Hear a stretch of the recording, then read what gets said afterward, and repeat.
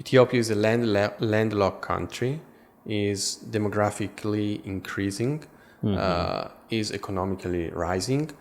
So Ethiopia needs an access to the sea, or at least needs to diversify its access to the sea.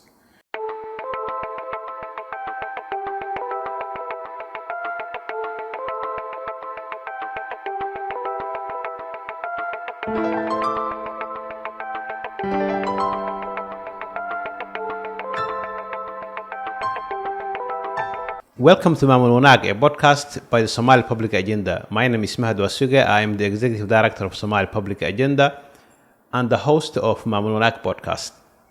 Nearly 2 decades after the beginning of Turkish engagement in Africa, Turkey has emerged as one of the most active extra-regional actors in the region. Turkey's influence is evident in the Horn of Africa, particularly in Somalia and Ethiopia.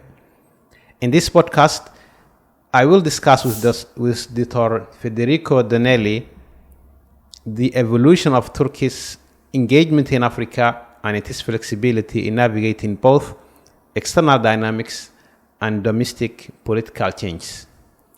Dr. Federico Donelli is an assistant professor of international relations in the Department of Political and Social Science at the University of Trieste in Italy. His research fields have covered international politics and security of the Middle East and Africa, focusing on foreign policy of different regional and extra-regional players in sub-Saharan Africa. Currently, Dr. Federico is working on the increasing global competition by the US, China, Russia, and other countries in the Red Sea. He is also a senior research associate at the Istituto di Studi di Politica Internazionale, ISPI, located in Milan, Italy. He is also a non-resident fellow at the Orion Policy Institute in Washington. He came to Mogadishu for a short visit, and I had the pleasure to meet with him and welcome him at SPA. So, Dr. Federico, welcome to Mogadishu, to SPA and Maamul Wanaag Podcast. Thank you, Mahad. It's a pleasure to be here, and so I'm really happy to meet you and meet all the team, SPA team, because it's wonderful. Yeah. Thank you. And I had the pleasure to work with you first with a project that examined the role of Gulf countries and Turkey in the Horn of Africa. So it's a pleasure to meet you in person. As someone who extensively wrote about Turkey in Africa, I would like to discuss with you about Turkey and its role and engagements in Africa in general, and also in Somalia and Ethiopia, and its role in mediating the two countries and currently. So, if we start with a broader question, how has Turkey managed to expand its footprints in Africa? Well, when we consider Turkey, we have to consider that during the years, we've got multiple different phases of engagement towards sub-Saharan Africa and specifically to the Horn of Africa. If we see the first 5 years or 10 years of engagement, so between 2005 to 2014, we can see how much Turkey was mainly engaged in terms of diplomacy, humanitarian assistance, and specifically even on public diplomacy. During this period, the idea of Turkey was to get more engaged, to open. That's why some people, some scholars, even I, are called this period a opening towards sub-Saharan Africa. Then something changed. After, we can say, following the Arab uprisings and the change of regional dynamics, the rising of competition, especially between Turkey and on the other side, UAE and Saudi Arabia, Turkey's engagement became even more political oriented towards some Horn of African state. Among them, there was Somalia. Somalia at that time, 2011, was in the middle of a deep crisis. Humanitarian crisis. Yeah. And nobody from the international community cared about Somalia at that time because it was too difficult to behave in Somalia on the ground. What happened that Turkey at that time decided to get more and more engaged. There was this famous trip by the then Prime Minister, now President Erdogan, with his wife, with some relatives, with some business people from Turkey, in which he wanted to generate more awareness among Turkish public about the fate of Somalia. So since that moment, Somalia became one of the key targets of Turkish African agenda. So increasing engagement in political terms in some way has been followed by another kind of engagement that was the development assistance, not only to Somalia, but even to some other African state. Turkey became aware that in some way, to be able to implement some kind of development, they need to stabilize the country. They need to provide more security to the country. So we've got the new period or the new phase, the last phase of Turkey's engagement, from humanitarian to economic, then political, and finally even security. What is going on nowadays is that Turkey is more and more engaged in terms of security in Somalia, of course, where Turkey is supporting the training of the Somali National Army, but also in other African countries, where Turkey also provide some weapons, including the famous TB2 drones, in order to counter insurgency, rebel groups, or terrorist groups. So we can say that nowadays the engagement of Turkey is multidimensional. So from humanitarian and public diplomacy to security and political issue. So was that the case in other countries? Yes, in Somalia, as you rightly said, it started with a humanitarian and support and building global awareness on the crisis, the humanitarian crisis in Somalia, and it turned into political and security engagements and business engagements. Was that the case in other African countries?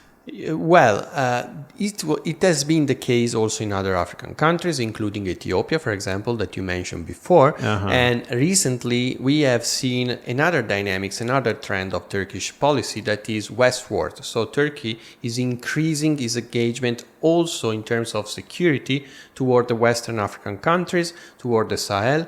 And of course, this move is related also to global dynamics.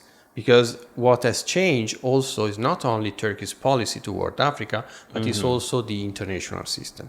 We enter into a post-international liberal order era. We don't know where we are going, if toward a new bipolarity between China and US or to new multipolarity.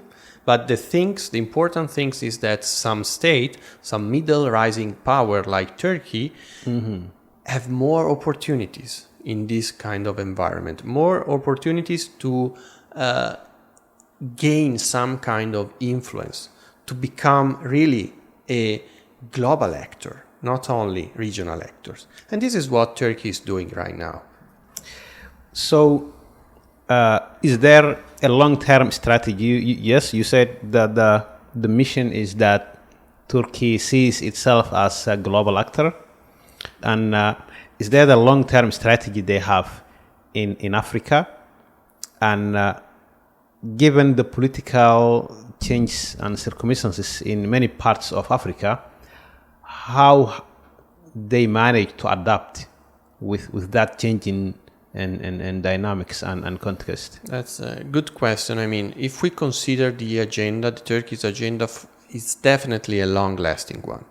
The most clear example of this long-term aim is related, for example, to the scholarship programs. We know that that Turkey is providing many scholarships to African students in order to spend some times, especially at university, in Turkey. So these students can study in Turkey, graduate, and in some way achieve a high qualified job, and then this student can choose if they want to stay in Turkey or if you want to find a new job in the global market, or instead moving back in their own country.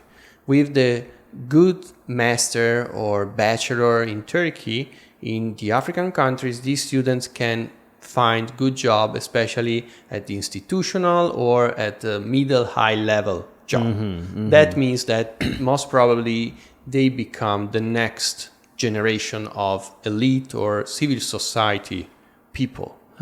So, and Turkey established a link with this future generation. So that's why. But this is also related to a simple factor. Turkey does not have the same resources that, for example, the Gulf countries have. Yeah. So for Turkey, was important to find a different way to establish relation with African states.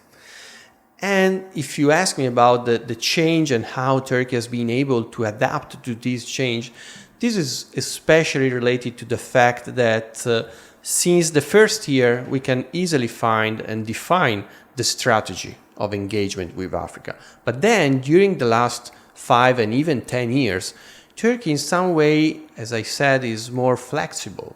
So it's not a fixed strategy. It's more a kind of adaptation behavior. So Turkey is adapting to the change, regional and global change. In this way, it's flexible. In some cases, it's more pragmatic. In some other is, we can say, even ideologically oriented or identity oriented. So it's this mix that makes Turkey a sort of actor that is able to navigate with all the challenges and change, regional and global. Yeah, it's interesting that the scholarships has worked well for Turkey, and given that it has limited resources compared to other Gulf countries, why is that the case? Why other countries, Saudi Arabia, the UAE, Qatar, and others, could not offer such, scholarships to African countries to strengthen their relationships? I think that there's an element of psychology, we can say. Turkey is an attractive country. Turkey, in some way, of course, it's really hard to compare and so on. But Turkey, in some way, has the same effect on many Global South students that the United States had in the past to the European students. Okay. Because Turkish lifestyle, Turkish rising economy with many problems, inflation and so on. But Turkey is really a sort of hub of mix of people with different culture, with different backgrounds, even different religions. So it's really more attractive than Saudi Arabia, UAE. So of course, in terms of resources, there's no game. Yeah. But I think that Turkey can offer something that the Gulf states cannot. Yeah. So, what's your assessment of Turkey's increasing investment in space, ports, and oil now in Somalia, and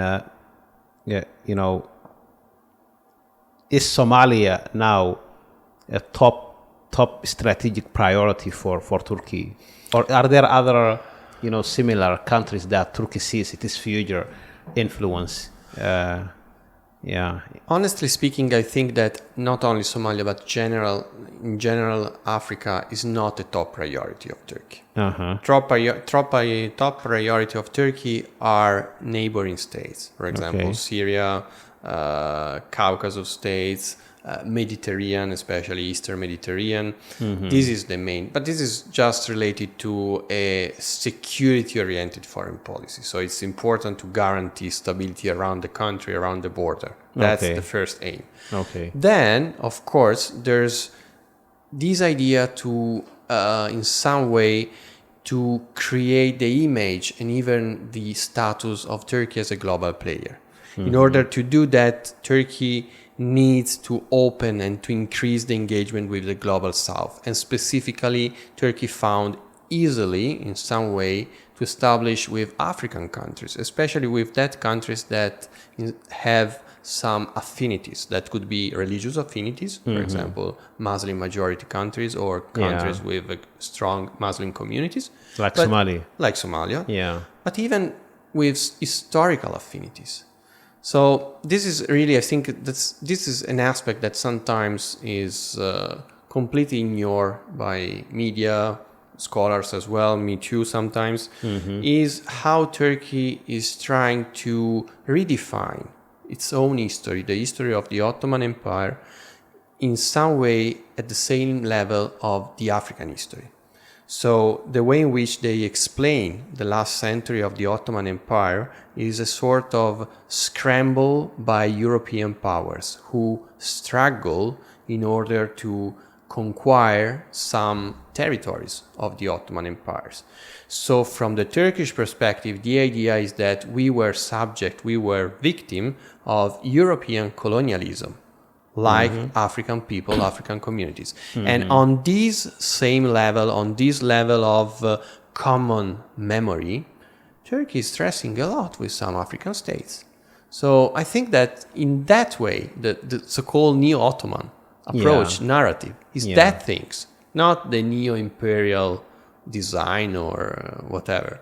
But I think this is an important aspect that we can see even more in the next few years with this new reshuffle of global dynamics and this idea of geopolitical West against the rest or something like that.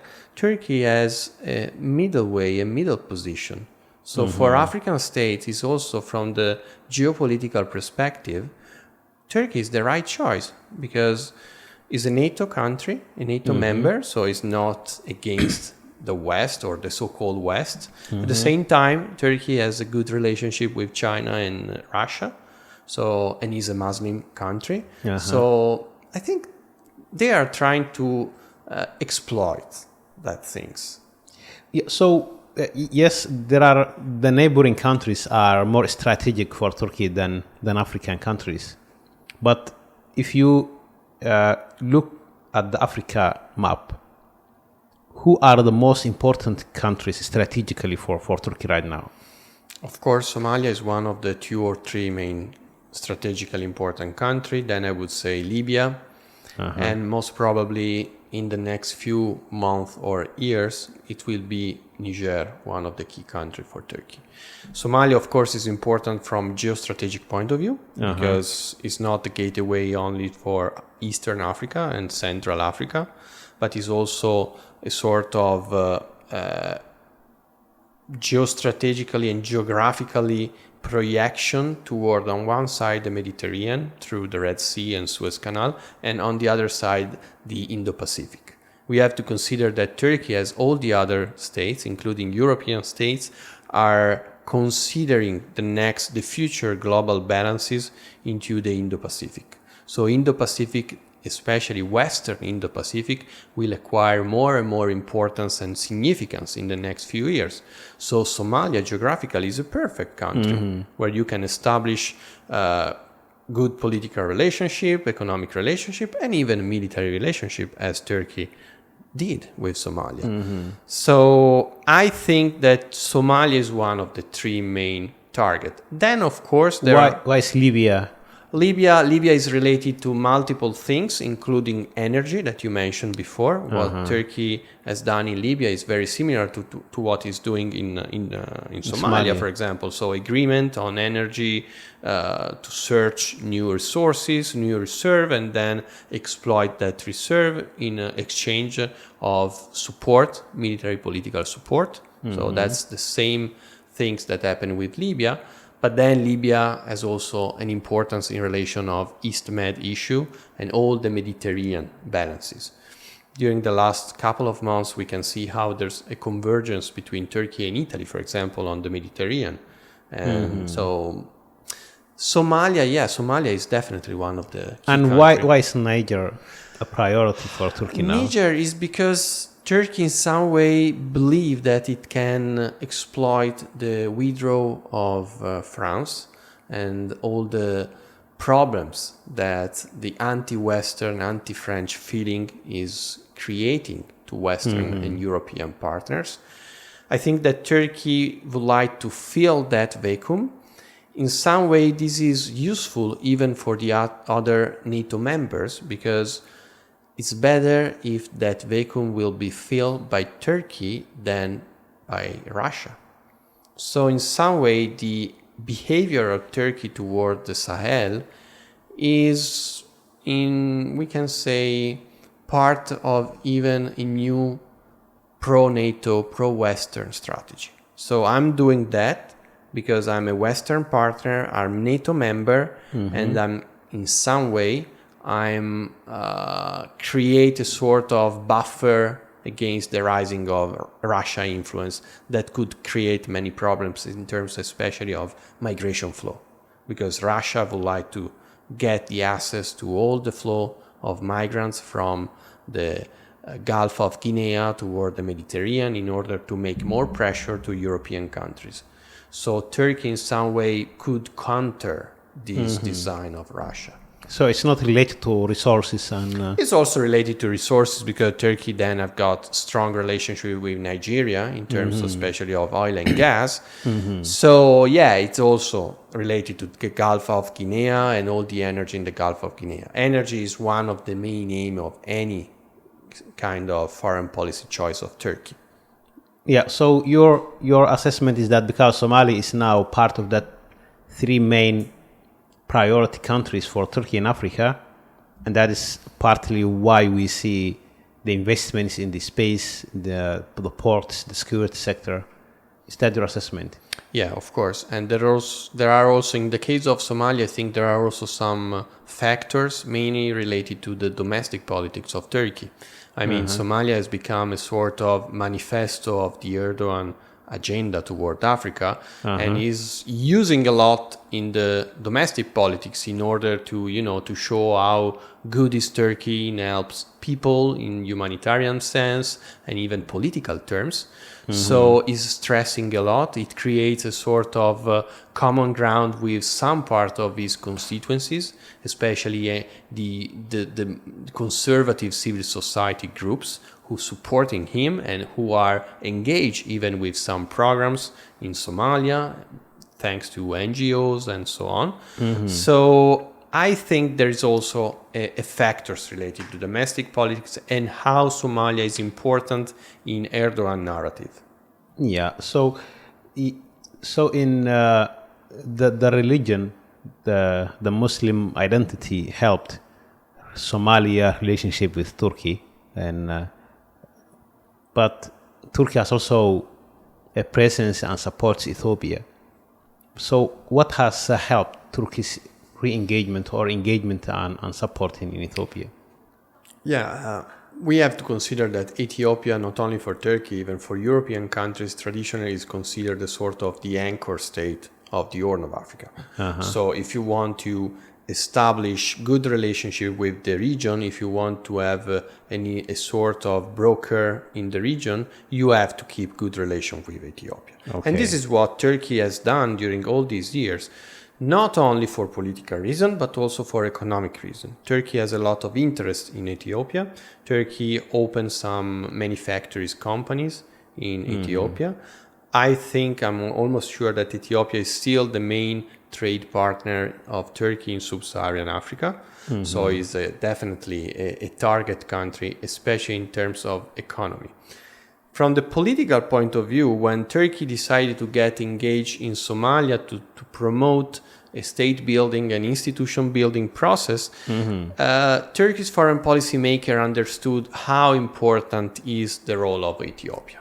You cannot stabilize the country, you cannot guarantee the future of Somalia without doing that with the agreement in some way of Ethiopia. I mean, agreement in terms of support by Ethiopia. Of course, the MOU of last year in some way cooling relation, but at the same time we have to consider that Ethiopia is trying to navigating or balancing among multiple different stakeholders. Of course, there's strong relationship with UAE, but at the same time with Turkey, with Saudi, and even with Qatar. But I think that the position of Turkey was useful in terms of the Ankara declaration, so of the normalization process between Ethiopia and Somalia. This is also one of the aim of Turkey. Okay, so before that, the Ankara declaration and the mediation, as an expert in the Red Sea competition, what's your take on Ethiopia's signed MOU with Somaliland and its desire to have its own, and port that they control 50 years of lease and all this. Okay, well, I think that there's an important point, regardless the MOU with Somaliland. Uh-huh. Ethiopia is a landlocked country, is demographically increasing, is economically rising. So Ethiopia needs an access to the sea, or at least needs to diversify its access to the sea. It depends mainly by the Djibouti ports, the Dorale sea ports. So in long term, Ethiopia, due to the growth, economic and demographic growth, will need more than one port. I believe at least 5 ports. One of them, of course, could be Berbera. Commercial port, not military port. Commercial port. Djibouti, of course, Berbera, most probably Kismayo. Mogadishu could be an option, but depends of the security condition of Somalia, of course. And even Kenya is another option. So this is the idea behind the Ethiopian move. And then there's the last port idea that's related to Assab. So Assab is, of course, was part even of the normalization process between Eritrea and Ethiopia in 2018, but then became even a sort of contender points between Eritrea and Ethiopia. So I think Ethiopia will definitely pursue this kind of policy to diversify its access to the sea. Then, if you want to discuss about the military issue, so the idea to establish a navy base on the Gulf of Aden or the Red Sea or the Indian Ocean, I think this is more related to the perception of Ethiopia about itself, about its role. Due to the scramble for the Red Sea, or the struggle in the Red Sea with many different extra-regional actors from France to UK and Saudi and Turkey and UAE, Ethiopia that perceive themselves as a sort of regional player, regional power, perceive even the Gulf of Aden, Red Sea and Indo-Pacific a sort of its own sphere of influence. So for them, they cannot be absent from that game. They want to be part of that game. So the idea to establish a navy, to develop a navy and establish a military base is important to be part of that game, even in some multilateral operation, for example, against piracy. So, but they don't have a sea. They are landlocked. And what do you think, which one is important for them, the navy or the commercial access? Because the threat Somalia feels is that if Ethiopia wants commercial access to the sea, they can easily access ports in parts of Somalia, like Berbera, for instance. The infrastructure is there. Ethiopia is not really interested in using that and utilizing that facility effectively. But they have been pushing for, lease agreement and long-term lease, building their navy and all this. So which one do you think is more important for Ethiopia now? Access to the sea, part of at least the Gulf of Aden, or commercial access to ports? I'm sorry. Of course, commercial ports is more important. Okay. It's definitely more important. Economic things are more important. But when we consider all the countries of the region, as including the Middle Eastern countries, we have to consider that we have a regional or international dimension and then a domestic dimension. All the claim on the Red Sea was useful, and especially between 2023 and 2024 to the Prime Minister Abiy Ahmed to domestic politics, because we were at the end of dramatic Tigray war. There were many problems inside the country. There are still many problems with the Amhara, with some Afar, with Oromia. So for them, claim the Red Sea access was a sort of diverting attention from the domestic problems. And indeed, nowadays, with the normalization with Somalia and so on, in Ethiopia, of course, the sea access is still an issue. It's definitely still an issue, but not the first one. Now, even Ethiopians are not talking about the MOU. They are talking about the Berbera Corridor.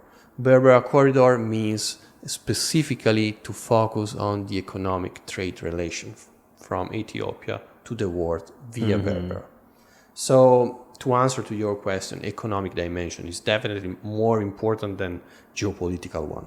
But the MOU that they signed with Somaliland, partly it was a diversion of the local dynamic, but it also had a huge negative cost in Somalia domestically, because it has shifted the federal government efforts to fight against Al-Shabaab, and it had a year-long diplomatic, infighting with Ethiopia, and so if that's the interpretation in Ethiopia, it had a huge negative impact in Somalia domestically. It had. At the same time, I agree with you, and one of the reasons why the two countries decided to more normalize and to de-escalate was exactly because both of them needed to de-escalate for many other problems. I mentioned about the Amhara, I mentioned about Tigray, and of course, if we are talking about Somalia, we have to talk about Al-Shabaab. And even if you know better than me, but November, December, there were problems with Jubaland. So at that time, was important for Somalia as well. Of course, this generated some problems in addressing the threat of Al-Shabaab. But at the same time, if you want, created also some opportunities, because at that time, in reaction of MOU, Somalia found even strong support from other extra-regional players like Turkey, of course, but even a regional one like Djibouti, Eritrea, and even Egypt. So,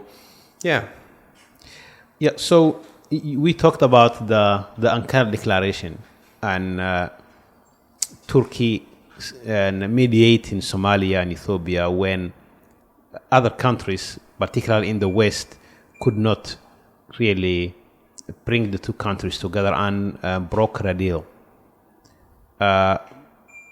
So, what does that tell? In particularly when Somalia is a pro-West and is supported primarily by Western countries, that Turkey becomes the one who get the credit of mediating the conflict that has been ongoing for almost a year.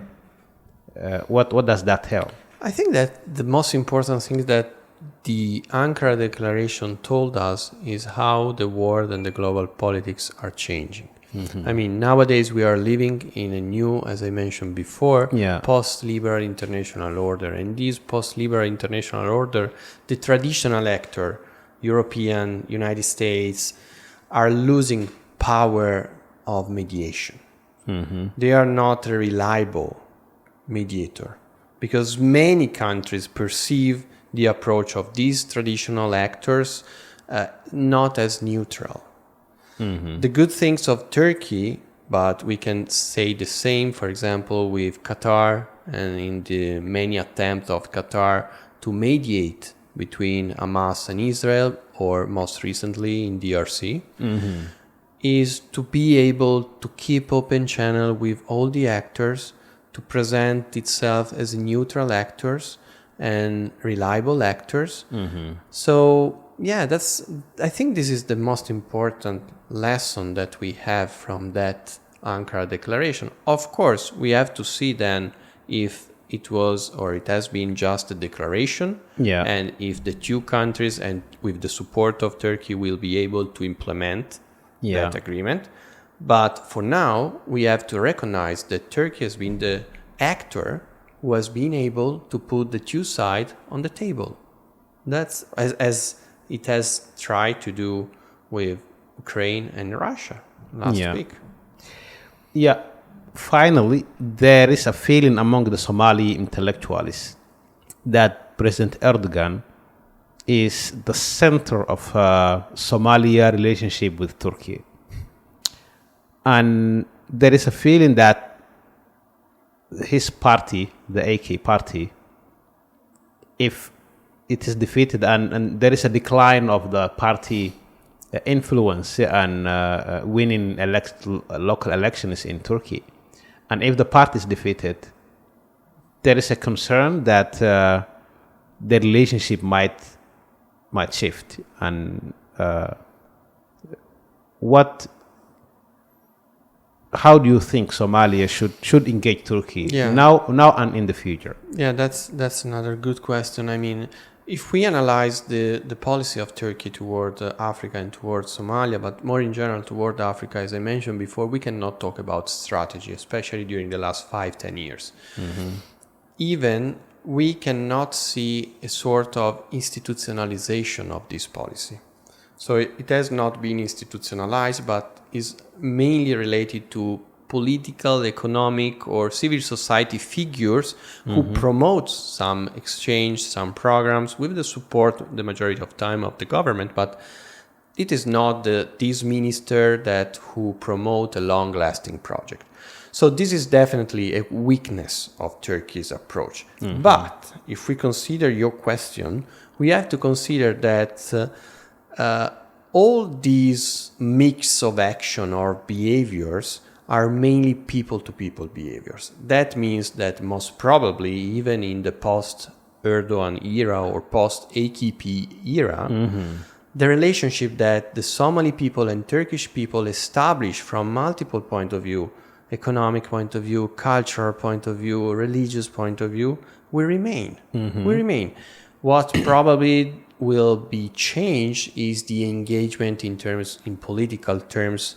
So an option could be that Turkey will just operate or act like many other stakeholders, so more multilaterally than bilaterally. But I don't see an effect or an implication on the relationship among people, among the two nations. So I think that what Turkey has established during the last 15 years with Somalia and Somali people will remain. Okay. Thank you. Anything to add before we wrap up? No, thank you. It's been a pleasure. So thank you. Thank you, Dr. Federico, for that insightful analysis and information. Maamul Wanaag Podcast is produced by Somali Public Agenda. You can listen and watch our podcasts and read our publications on our website, somalipublicagenda.org. You can also follow our work on our social media accounts.